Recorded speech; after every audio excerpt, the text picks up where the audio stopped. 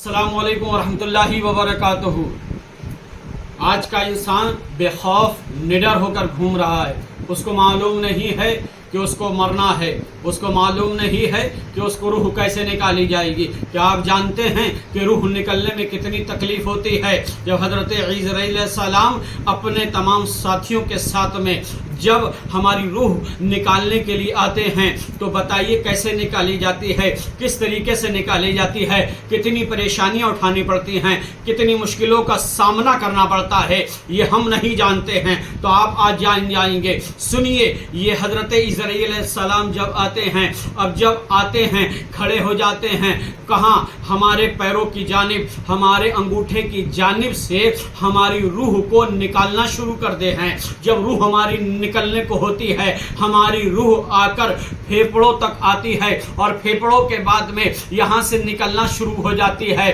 دل ہمارا بالکل بند ہو جاتا ہے، دھڑکنیں بند ہو جاتی ہیں۔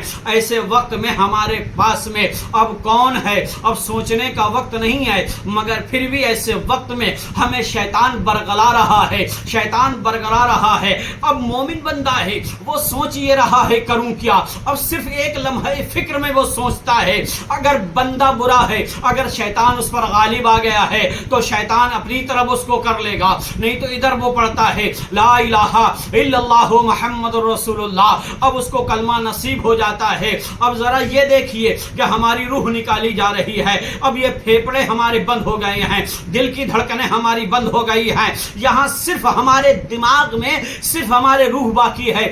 آپ جانتے ہیں کہ منہ کیوں کھلا ہو جاتا ہے؟ آپ جانتے ہیں کہ آنکھیں کیوں چڑی ہو جاتی ہیں؟ اب سنو کہ جب بندے کی روح نکلنے کو ہوتی ہے، یہاں پھیپھڑوں میں نکل گئی، دل سے گزر گئی، جب ہماری روح نکل رہی ہے تو اب وہ بالکل جب ہمارا ذہن سے اوپر نکلی، جب اس بندے کی روح نکلی تو اس نے مڑ کر جو دیکھا تو یہ روح نکلتی ہی بندہ اپنی روح نکلتی ہی دیکھتا ہے، اور جب دیکھتا ہے تو اس کی آنکھیں ایسے ہی پھٹی کی پھٹی رہ جاتی ہیں، منہ کھلے کا کھلا رہ جاتا ہے۔ بس یہ اللہ کی بارگاہ میں دعا کرو کہ ہماری روح ایسے نکالی جائے۔ آقا کریم سرور کائنات صلی اللہ علیہ وسلم ارشاد فرماتے ہیں کہ مومن بندے کی روح ایسے نکالی جاتی ہے جیسے آٹے میں سے بال نکال لیا جاتا ہے، اور دوسری روایت میں یہ ہے کہ جیسے بچہ ماں کے پستان سے علیحدہ ہٹا جاتا ہے یا ہٹا لیا جاتا ہے۔ اور سنو، ایک غیر انسان کی، غیر مسلم کی روح کیسے نکالی جاتی ہے؟ اللہ اکبر! خوف کھانا چاہیے کہ جیسے ایک ریشمی دوپٹہ ایک ریشمی